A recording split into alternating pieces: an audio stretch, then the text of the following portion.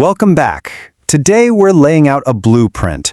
Our source material suggests something huge is on the horizon, a potential reopening of federal gun rights restoration after being shut down for 30 years. So let's get into it and see what the plans actually look like. Okay, think about this for a second. What if a right, something that's been off the table for 3 decades, was about to make a comeback? It's like a door that's been locked for as long as many of us can remember, and now someone might be making the key. That's the big question our source material is asking, and we're going to dig into the evidence step by step. So here's the deal. For more than 30 years, there's been basically no federal way for certain people, say those with some nonviolent felony convictions, to even ask to get their firearm rights back. The door has been slammed shut, and when a process is unavailable for that long, well, you can imagine it's created a lot of pent-up demand and, honestly, a whole lot of skepticism. Right, so why now? Why is there all this talk, all of a sudden, that this long wait might finally be over? Well, the source material we're looking at points to some really key developments. It's like they're laying the foundation for a new building. It really looks like the government is actively getting ready for something big. Let's take a look at what they found.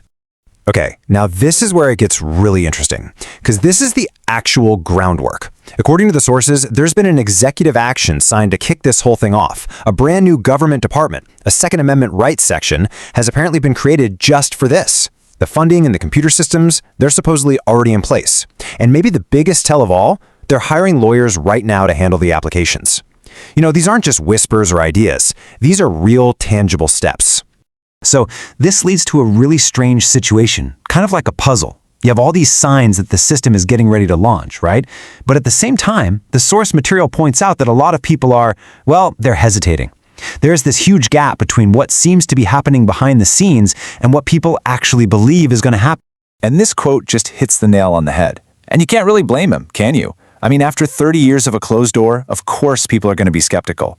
The sources say this feeling is really powerful, even with all this evidence pointing the other way. So that's the real question, isn't it? How do you square that feeling with the facts on the ground? Yeah, this lays it out perfectly. On one side, you've got the doubt, right? It's been 30 years, it's never going to happen. That's a powerful feeling based on decades of experience. But then, on the other side, you have the data from the sources. New departments, real money, and actual lawyers being hired. The argument is that this isn't just talk, this is action. This is what preparation for a launch actually looks like. Okay, so let's just assume for a minute that this is happening. What do? What's the next step? Well, the sources don't just report on the changes, they actually offer a kind of blueprint for how you can get ready. The whole idea is to be prepared to hit the ground running on day one. And the blueprint itself? It's actually pretty straightforward. 3 simple steps. First, check if you might even qualify. No point in doing the work if you don't. Second, and this is key, start getting your paperwork together now. Don't wait and get caught in a mad scramble later.